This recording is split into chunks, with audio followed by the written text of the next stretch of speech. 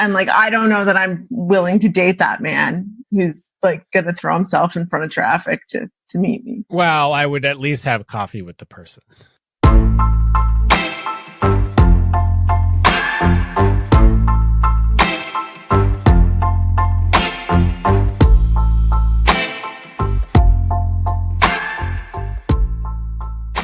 Hey everyone, welcome to part 2 of Free Love Advice, our conversation with Samantha. If you didn't listen to last week's episode, Free Love Advice, Make Space for Someone New, I recommend you go back and listen to that. This one will make much more sense. So we are continuing our conversation with Samantha, who has a visible disability. She uses a wheelchair, which makes meeting new people sometimes challenging. So that's what we're exploring today. How do we get out of our rut, out of our routine? How do we step out and reach out to new people, which, disability or not, can be really hard.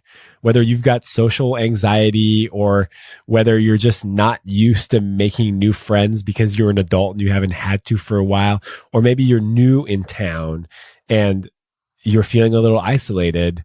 This episode can give you some ideas about how to meet new folks. And we also check back in with Samantha several months after this conversation to see if she's put any of this stuff into work and how her life has changed. My name is Sean Galanos, and this is The Love Drive.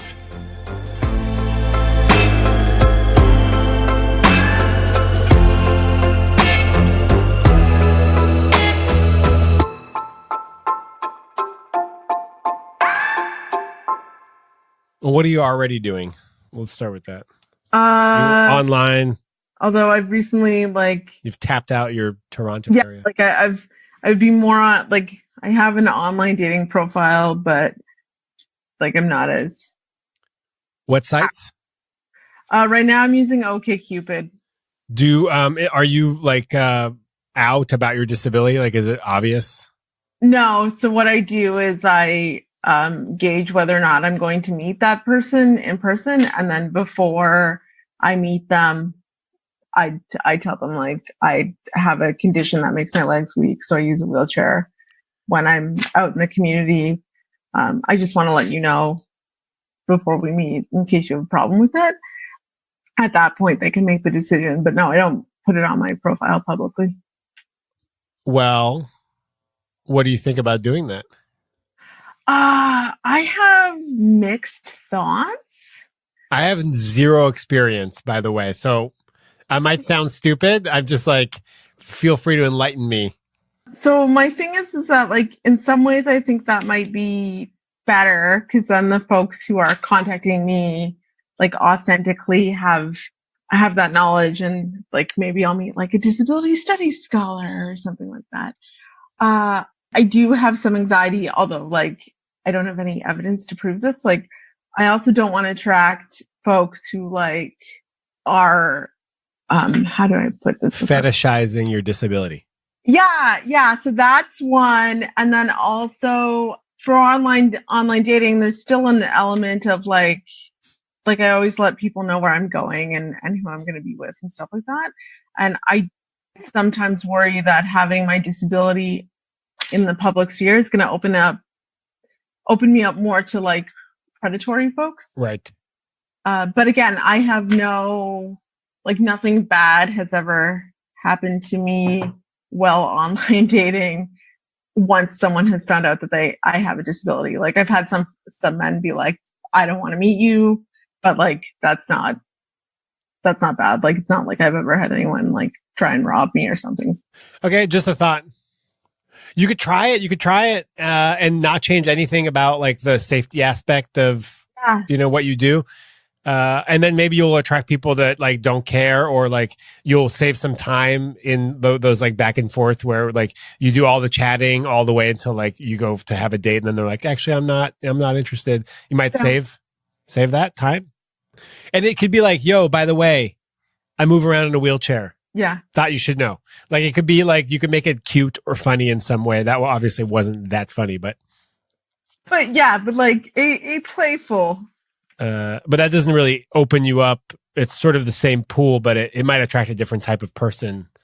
Yeah, and it's sort of like delving into that anxiety I have about meeting people and being disabled. Like it's an exercise in like confronting that. Oh, you're kind of owning it. Yeah. That seems like a good thing. Yeah. Probably. Mm-hmm. Especially if people are like into it from the get-go. Yeah, like it would be nice to meet someone who's like already on board. So that might be an option. I'm just saying explore it. I don't know if it's the right move for you, but yeah. Okay, what else do we got? So we got online. This is weird because I've just disclosed that I'm disabled, but I can ride a stationary bike, so I go spinning sometimes. Oh yeah, because you clip in and yeah, and it's like you don't have to balance the bike. Right, it's like yeah, perfect. Yeah, so sometimes the like resounding conversation I have with strangers in spin classes, like to use a wheelchair, but you can ride a bike. Like I don't understand. You're like, yeah, I can because the bike's stationary. Yeah, yeah. So then it causes me to always over explain when I tell people I spin. I could see that being annoying actually after a while. Yeah. What else? How else can we meet people? I struggle a bit with like I work full time and I'm also finishing my doctorate. So could you make it any harder on yourself? I have this has been quite character building. Some of it too is like also I think that I need to start carving out time in my schedule, whether it's like once a month to go to like a meetup or like a talk or something. Workshop, something. Yeah, where there's other people. Because right now, disability or not, pre-existing relationship or not, like a man would have to throw himself on the hood of my car to meet me. And like, I don't know that I'm willing to date that man who's like going to throw himself in front of traffic to meet me. Well, I would at least have coffee with the person. You're right. I shouldn't be so. Come on, give the guy a chance. He threw himself on your car. True. Also, by the way, time crunch, pre-existing relationship notwithstanding, you might gain a little time if that person is no longer being prioritized. Yeah, that's true. And you might gain a little self-care time because to me, 40 hours a week plus finishing your doctorate sounds hellish. Yeah. This is not going to be a part of my life that I'm fairly nostalgic for. So, maybe carving out time for you is actually like a good thing. And I think like what I doing is like, I have kind of an all or nothing mentality. So my thing is like, oh, if I can't do it once a week, I'm not going to do it. But I think if I started with like every 2 weeks, I'm going to do something specific to like go out and meet people, not even just like romantic folk, but like just go out and do something of interest that will spread the pool. I have recently like located a new community of people in Montreal, and it has really changed my life. That's good. And I had to go to a bunch of events. Oh. And keep seeing these same people over and over. It's actually like kind of like 3 or 4 community that kind of meet up and they kind of like bleed into each other. Oh, it's super interesting. And it's changed my life because there's so many more options for me in terms of not even romantically, but yes, romantically. And like just like friends, new events, new like, I started ice skating with a guy and then now we're giving each other like back massages, because the low back's all tight, and then it's all kind of connected. But I had to go to all these events, and I had to make space for it. Oh man, that's inspiring. Yeah, so you just gotta find like you probably I don't know how long have you lived in Toronto? 8 years. Okay, so you probably have like a community. Yeah. But there are other communities. Yeah. And then there's like all these new people that you don't know. That's true. Yeah. So, cool. But you got to find that community. I do. I could do that. Like if I consciously made time for it, I could do it. Do you have things that you want to explore that you are not already exploring? Yes. That's a resounding yes. I would like to go axe throwing. I would like to join an axe throwing league. You're Canadian, so I feel like That's probably where that shit started. Yeah. Yeah. It's a spin-off of lumberjacking, I gotta assume. Yeah. Yeah. Okay, that sounds great. I wrote it down. Axe throwing. Oh, thanks. What else? I feel like there's other things that are connected to axe throwing, you know? Yeah. Axe throwing is intriguing to me because I went once and it was super inclusive and really accessible. And it's like a fun, competitive thing you can do where like it doesn't actually matter that much that you're sitting down. Right. And then I've been trying to think forever about like, there has to be a way that I can take like writing, like the solitary act of writing, and turn it into like something social. So I've also been contemplating, like, I follow a bunch of like shut up and write groups, or like we're all going to go to this coffee shop and write. And I should probably like physically go to one of those as opposed to like just reading about it on Facebook. Yeah, you should go write. You should go to a writing workshop or a writing group or like some short story night where they give you a prompt and you have to fucking write a story about it in an hour and then everyone reads them. Like some shit like that. Cool. I know that exists. I just made all that up, but I know it exists. I would go to that. Like if you monetized it, I would go to that. You can monetize it. Okay.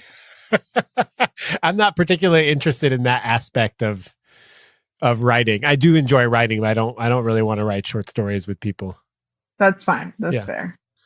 Okay, so we got axe throwing, we got writing workshop, we've got more space now because there's a pre-existing relationship that might not be. We've got disclosure, self-disclosure. Yeah. On dating site. What else? I feel like this is fairly productive. Yeah, I'm actually super happy with this. I feel like we're on the right path here. Sweet. Yeah. I like threes though. Can we come up with a third thing? Third thing? That like really gets you excited? What do we got? Skydiving? What's back there? Oh, yeah. Skydiving. Okay. Is that you? Yeah, that's me. Oh, cool. So like thrill seeking. Yeah. And I did, this summer I went to New York for body painting day. And that was cool. And then, sometimes I art model for like extra cheddar, and I've been trying to think of like, those are definitely, oh, you're making a face. I just like the extra cheddar. I just like cheddar as a way to say money. I haven't heard that in so long.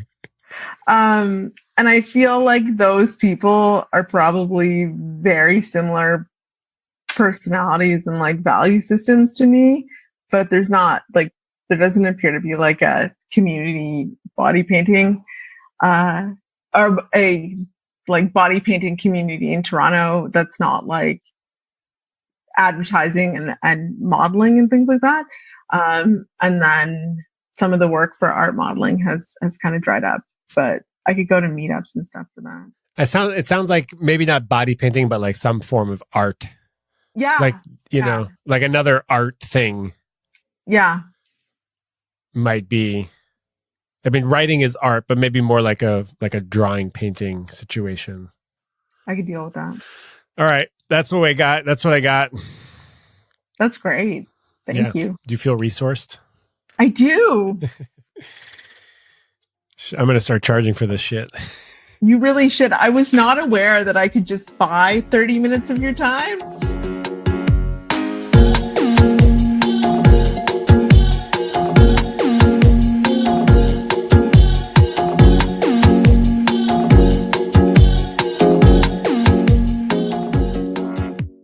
You cannot buy 30 minutes of my time, but you can hire me to be your coach.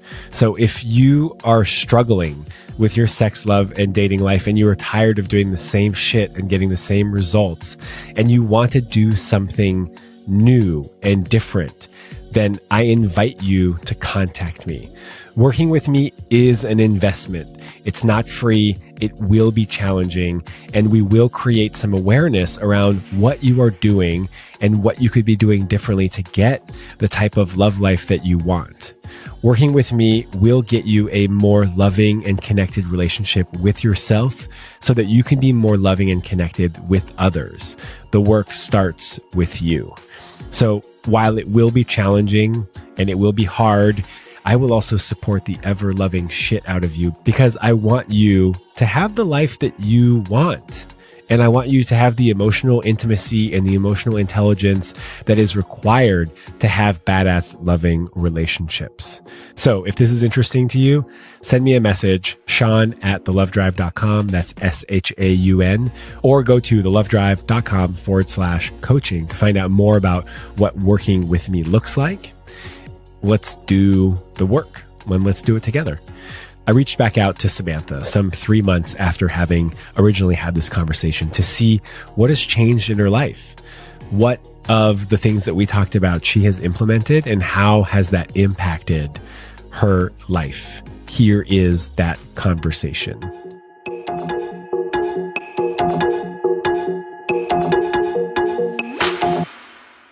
So Samantha, last time we talked, which was several months ago, it was probably back in February. Yeah. What has happened since then? So things have gone pretty well. I have now downloaded Hinge and Bumble, and one of the things we had talked about is me using photos of myself in my wheelchair, like that you can see my wheelchair. So that's actually gone super well. The same amount of men that contact me when I don't have my wheelchair in the photos are still doing it. Like I haven't noticed a big difference. And I went out on a handful of really awesome dates with a new guy. So that was exciting. I don't know that it's gonna like go anywhere intense, but it was a good affirmation to be like, I can meet new people and they are like, he's interesting and funny and smart. How did it feel to put to photos of you with the wheelchair on the dating apps? It was super nerve-wracking. I'm trying to think of like a concise way to explain this. I have a lot of friends, and a lot of the women that I know who use wheelchairs have had really negative experiences posting photos of themselves in wheelchairs on dating apps, or have talked about how this has been a hurdle. So I'm really pleased that it's gone so well. It's really shown me that like, as much as like, I think I'm a good judge of who would be okay with it. For example, the person that I went out with from Bumble, I would have never picked. I would have selected him out as someone who wouldn't have been interested, and he self-selected in. So that was cool. And I'm glad that my experience was different from my peers and the stories I've heard. I also, for moral support, I'm part of a Facebook group of women who, it's called like a wing woman group or whatever. So it's just women talking about like women's issues. And I posted about that I was anxious about this. And I got a lot of super positive, like, just do it. Like, if someone has a problem with it, that's their problem. But then there was a woman who identifies as disabled who basically wrote, like, dating is hard and everything is bad. So that made me nervous, but that hasn't been my experience. My experience has been that, like, human diversity is pretty common and people are okay. Sometimes dating is hard and sometimes everything is bad. Yeah. And sometimes it's not. And people can surprise us in really nice ways. Yeah, that's an excellent summary. I'm so glad that happened to you. I mean, I'm so glad you had that experience. Yeah. What about the ex, the like, on again, off again, not quite meeting your needs person? Yeah. That's been a lot harder to sort of navigate. one of the things that's been different this time as opposed to the other like 700 times we've broken up, we've both really maintained fairly strict boundaries with each other. So he's been quite sparing with his time, and I've purposely kept myself busy so I won't be available. And then the times that we do see each other, it's often for like an express purpose, like an art show, or I have to give you back something. Intellectually, I think that's probably healthy. Emotionally, I find it really, really challenging. And I really struggle with the idea that like one day I'm just not going to know him. And that's quite scary for me. So I have to like just trick myself and think like, oh, one day it's going to be different, or it's just not going to be like this. But I know that like one day I'm just not going to know him. Like there's no need to stay in touch with someone that you don't have anything in common with. And then I find that I don't know what it's like for him. My imagination is always that he's fine because it was so long. Like I find that I still like miss him quite a bit, but I like to tell myself like, I'm not missing him specifically. I'm just lonely, or the idea that like the things that were positive about it, like I'm still allowed to like access my memory, but that I don't necessarily need to engage with him again and make new memories, because the parts that were good, but the parts that were dysfunctional were quite dysfunctional. But like emotionally letting go of that has been quite challenging, but I've just been trying to coach myself to move forward. And it was really helpful that you had talked about with me the idea that like he's probably not the only person in the world who has the qualities that I appreciate. So I could probably find someone new, or I could find someone who's interested in like learning about the things I like, or sociology or whatever. So that was good, because it made it less like he's the only person and I'm just going to have to settle for someone else. But yeah, emotionally it's been challenging. So just lots of therapy and lots of boundaries. Oftentimes it just takes the time that it's going to take. And in my experience, I just let it move through me and not try to distract away from it. And sometimes that takes longer than I want it to. Mm-hmm. Yeah. I liked that concept of like just imagining the heartbreak or pain like moving through you rather than something that you had to like fix or get over. I feel like I have been a lot more functional and been able to do more things that are focused on self-growth, with the idea that like I'm just living with this emotional pain, as opposed to like that I have to do something about it. And I find like the more time that passes, the better it gets. Yeah. Thank you so much for sharing your updates with us. Oh, you're welcome. Thank you for calling me. Is there anything that I could do to support you further in your endeavors? If I think of anything, I'll let you know, but the podcast has been very helpful. It's interesting because the other offshoot of like the Free Advice Love Fridays, or I forget the name. Free Love Advice Fridays. Yes. It's nice to know that there are other people with like the same sort of situations and strife as myself. So many situations. There's a lot of situations.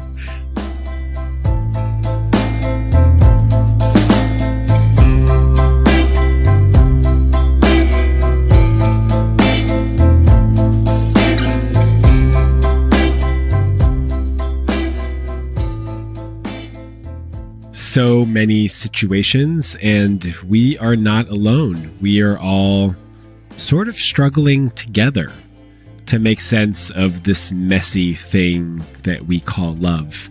And so I want to thank you again for spending this time with me this week. It really means the world. All of your comments and your feedback and your questions it motivates me to continue to do this work, because it's fun to know that there's a community of lovebirds growing up around me that are willing to explore this shit with me. So thank you. I sometimes struggle just as much as you do. I might not show it, or maybe I do. Fuck, who knows? Anyways, I just wanted to thank you. This is a long, rambly thank you from the bottom of my heart to you, my lovebirds. Have a beautiful week.